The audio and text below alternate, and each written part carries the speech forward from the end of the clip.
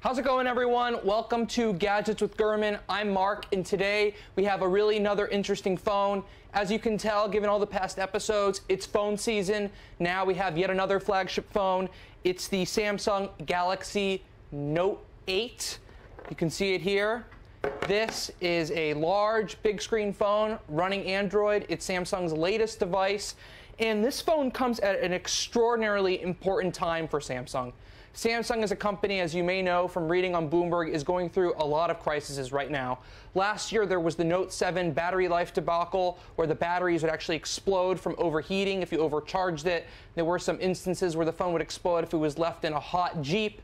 Lots of poor situations having to do with the Note 7. Anytime you wanted to fly, you got an alert from the FAA saying you couldn't bring the phone on. It was pretty embarrassing. At the same time now, you have some Samsung executives being charged with bribery, and one of them going to prison for 5 years in South Korea. So right now, Samsung's brand is taking a big hit.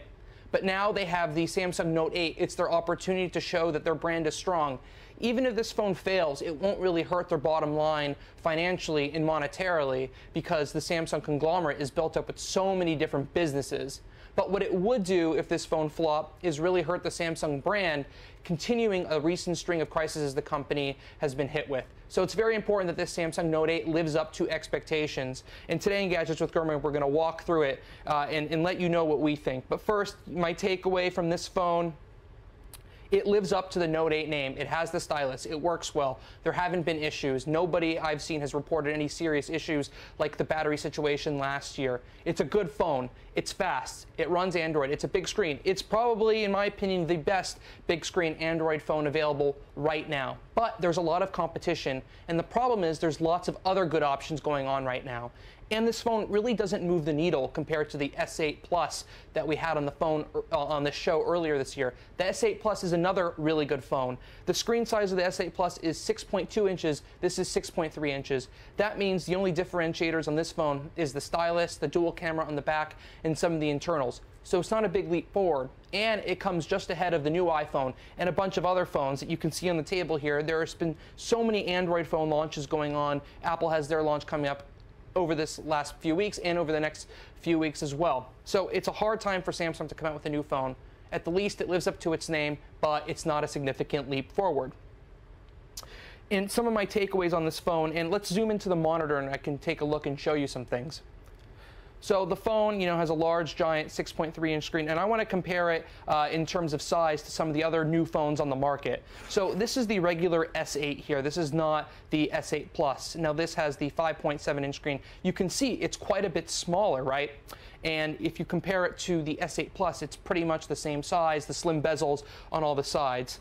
And while we're doing this, if you can please send in your questions and I'll answer them about this phone and the other phones you see here and the comparison to the iPhone 8. We'll do that while we're going through here. Another cool phone we had on the show recently, this is the Essential phone, the PH1. This has a 5.71-inch edge-to-edge screen. Again, quite a bit smaller. But then we're going to look at some of the other phones and we get into a similar size territory here. This is the LG V30. It's almost the same size as this phone. It has a smaller screen than 6 inches, but it's another good phone. Personally, I think that this is another really good option for a new Android phone user. It does feel a little cheap and gimmicky on the back, a little plasticky, the fingerprint scanner on the back, of course, like other Android phones. This one feels a little bit more premium than the LG V30 with the glass on the back, the glass on the front. It feels more structurally sound. And of course, I need to compare it to the crown jewel of what our readers love on this show. It's the iPhone 7 Plus. This has a 5.5-inch screen. Now, the first thing I'm going to note, this screen is almost an inch bigger diagonally, which means you could do much more, and we'll dive into video and all those features in a minute. But you can see this is a 5.5-inch phone.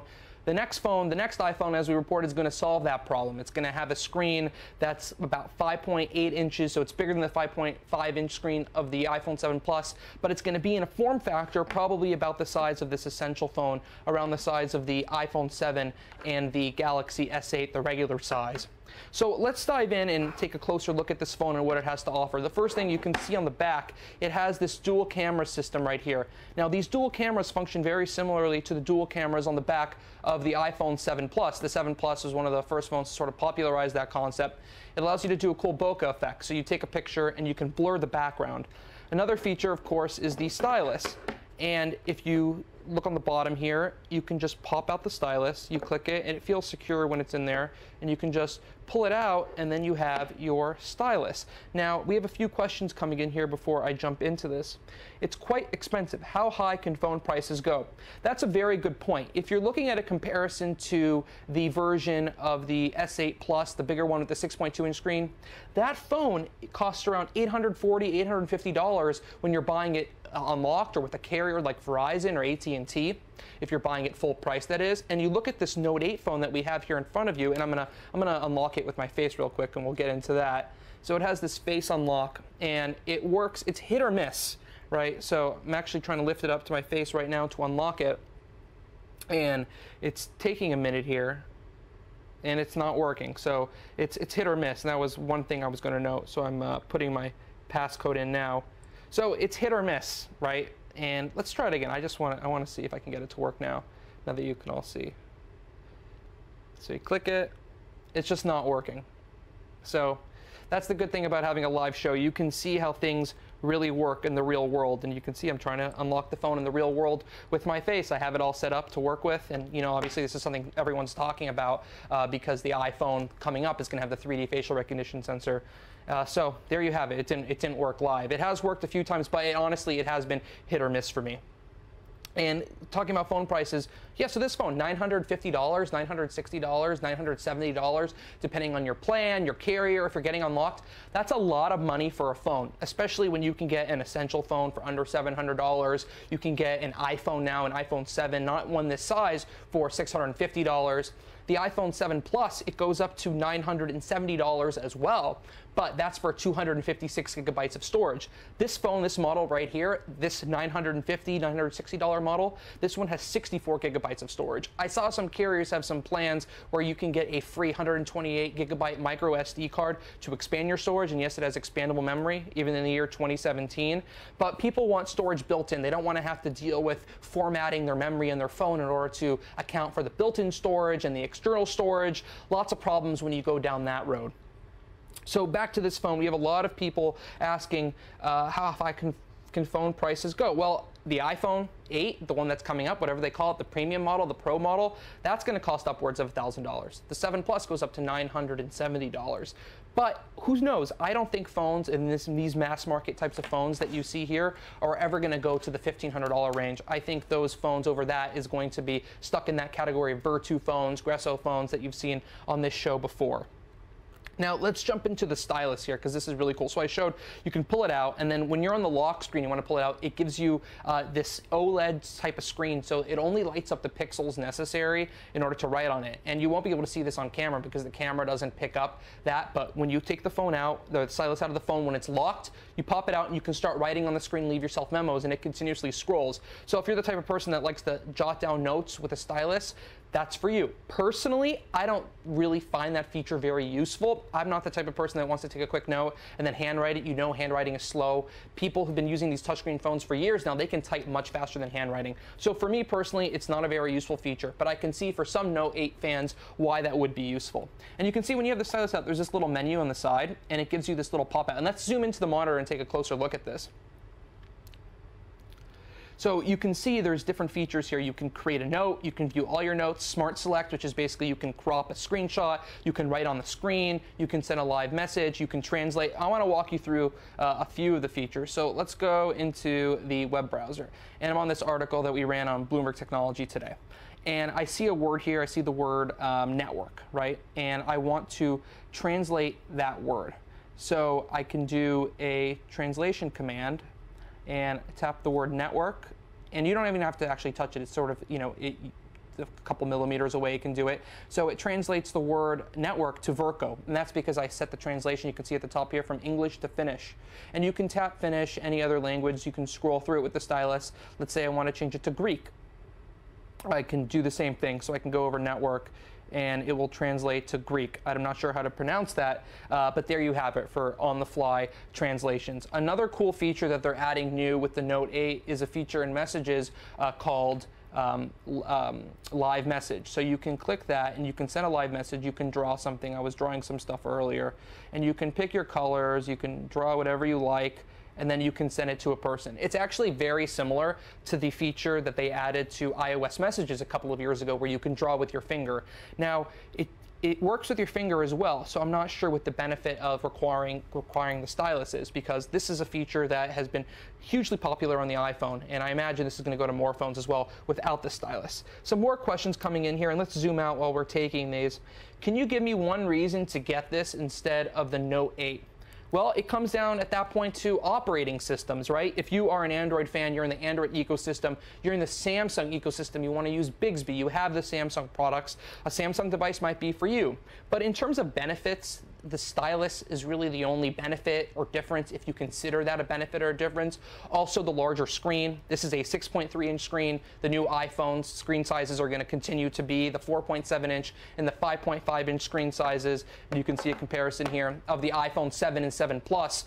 But this new phone, the Pro premium model, over $1,000 that we've been reporting on, the screen's going to be a little bit bigger than the 7 Pluses, around 5.8 inches. So in terms of watching video, that's going to be a difference for you. And let's actually jump into that, because there's another feature of the Note 8 I do want to show you. Now I'm going to put the stylus back in here for now. You can see how that pops in. It gives you a little click. And if you can slide from the side, this is sort of the Apps Edge feature. Now let's zoom back in to take a closer look at this Apps Edge feature.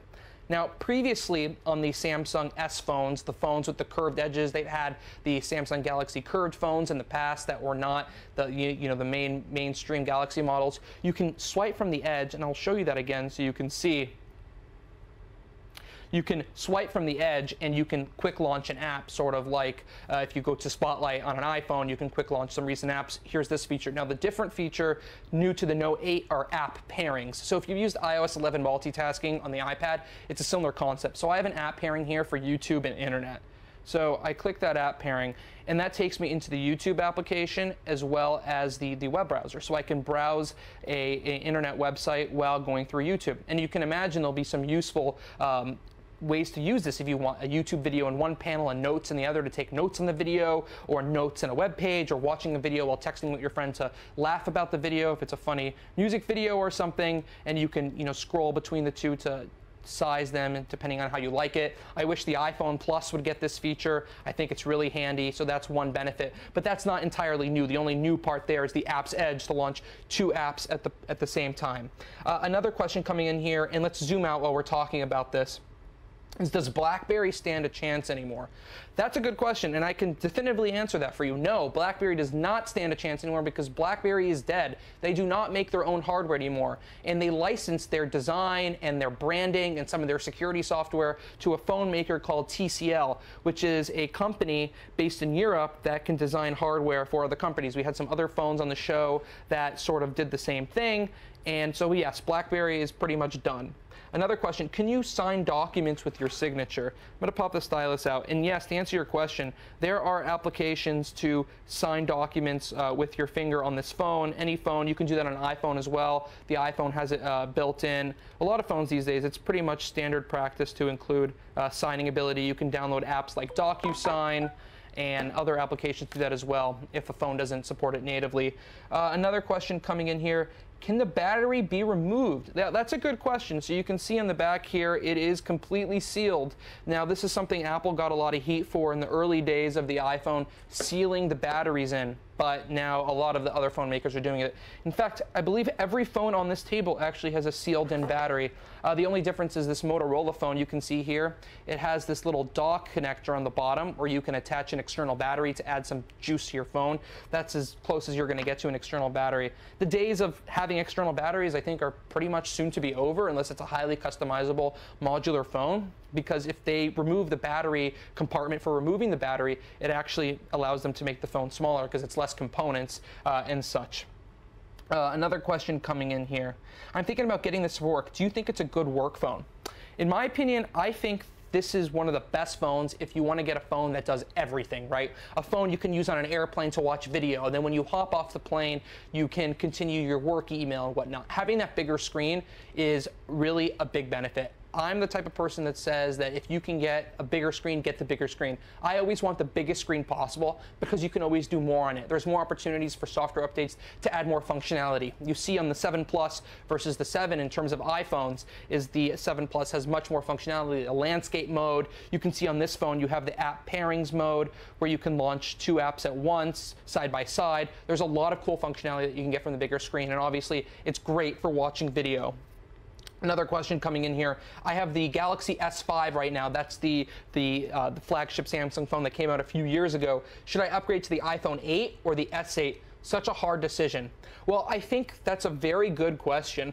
And the iPhone 8 obviously is going to be a highly sought after phone, a premier phone. There's going to be 3 models, an upgraded version of the 7 Plus going to an 8 Plus or whatever they choose to call it, an upgraded iPhone 7 to an 8 with those same screen sizes, and then that premier, that premium edition phone, some people call it, on the high end over $1,000. I think at that point it comes down to price. If money is no object, you're already willing to spend $1,000, I think the iPhone 8 or whatever they choose to call the high end premium model is going to be a hot phone. That's going to be one of the most sought after phones, and I think you can't go wrong with that. If you're in the Android ecosystem, you want a very seamless upgrade from your S5 or another Samsung phone, you really can't beat the upgrade process for going Samsung to Samsung. So it's your choice, and also keep in mind iPhones have this feature where you can easily transfer data from Android. So look at it from an operating system perspective. Wait to see what the iPhone looks like when it comes out. Obviously, we've done a lot of reporting on it, but when you really see it, they announce it and how they frame it with marketing, I think that's going to shift a lot of opinions. Another question coming in here, can you convert written notes to typed text? Yes, there's applications and features on the phone to be able to convert your written memos to typed text in order to email it. And iOS 11, I believe, on the iPad adds that feature as well with the Apple Pencil. So that seems to be a direction that both of the big players in the space, Apple and Samsung, are both taking. I'm curious if any of you want to send that in Facebook and Twitter. Would you use an Apple Pencil with an iPhone? Do you feel like Apple should do some sort of stylus? I feel like the Apple Pencil is too tall to really combine with a new iPhone, given that the size is pretty much optimized to the 11-inch and the 13-inch iPads. Which is that something you would use? I don't think I would want to use one. Would you want it to be able to be tucked into the phone? The cool thing with the Samsung is that you can actually put the stylus back in. It's really hard to lose it if it's not something that you have to carry separately. If you have to just put it in the bottom of your phone, it's probably harder to lose. I'm sure there's going to be some people who lose them. Obviously, people write in all the time to tell me they keep losing their AirPods, so I'm sure people will find a way to lose this stylus, but I don't think it's easy to lose as something you have externally. More questions coming in here. Will makeup affect face recognition? That's a good question. Maybe the makeup is affecting my ability to open this phone right now. I don't know. I don't think so. But no, I mean, it really shouldn't. I don't think it does. I'll keep playing with this after the show to see what's going on. But yeah, like I said, I was having, hits and misses with this phone when I was wearing sunglasses. I actually saw a report on Twitter this morning that someone held up a picture of someone to the Note 8, the facial recognition scanner, and was able to be let in. And I know even when you set this phone up, it tells you when you're trying to set up different levels of security, you have the ability to swipe your finger to do the pattern. And I can show you that on this LG V30. You can see when you want to unlock, you have this pattern here. It's the same thing on all Android phones. The face recognition, the iris scanning to be able to unlock it with your eyes, different levels of security. Obviously, they're telling you the most secure is a passcode. I don't think that's something you're going to have to worry about with the new iPhone. I think Apple is going to show all its levels of security are pretty much on par with each other. Now, something really important to know is the battery, right? People are asking, is this thing going to explode? Well, what I can tell you is that when the S8 came out, no one has reported any exploding issues with that. No one so far, very few people have the Note 8 at this point for reporting issues with the battery on this. They said they've worked with the laboratory to certify the battery in order to appease customers. I really don't see a way that there could be a similar battery exploding situation with this Note line 2 years in a row. It would be destructive and detrimental to the company. There's situations where a company knows there's a problem and they have to fix it, and there's no way they can let it go. They had last year's problem. There's absolutely no way they would allow this to happen again. And if we do see reports, we'll be sure to bring those to your attention, but I haven't seen any yet. And remember, the Note 8 reports, or the Note 7 battery reports, started cropping up immediately. Now, I have another thing going on right here. It's this inductive charger. It's this fast charging brick. And the way this works is it's a wireless charger, a separate wireless charger, so to speak, for the Note 8. And the way it works, you plug in the USB-C cable in the back here, the same one you can plug into the bottom of the phone.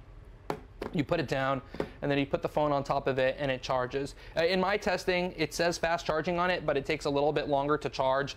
Maybe it's a fluke than when I plugged it into the phone directly. I will note, when I plugged into the phone directly, and it's the same thing with the S8 Plus, I've been using that as well on the side, those phones charge up super fast. It charges up from 0 to 75, 0 to whatever, much more quickly than an iPhone 7 Plus in my uses. And there's talk that the fast charging capabilities will come to the iPhone 7 Plus. Now, I want to zoom in a little bit more on this charging brick, this inductive charging station, to show you a little bit more about it. So let's zoom in here.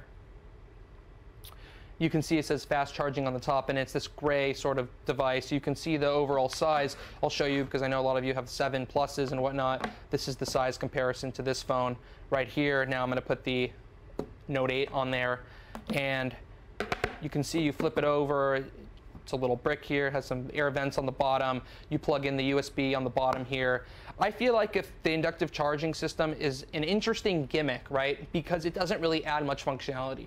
There is honestly no difference between plugging in a cable on the back of this and plugging in a cable on the bottom of this. There's no sense of convenience. I remember when the Palm Pre came out, they had it really well integrated, and they had features where you picked up the phone, it did different things based on when a call came in, you lift it up from the charger. They called it Touchstone back in the day, I believe. It would answer the call. So unless these systems have built-in functionality that actually adds convenience and usage, I don't really find it worth it. But it is really cool to be able to inductively charge your phone, and this is something we're expecting is going to be coming to the iPhone as well.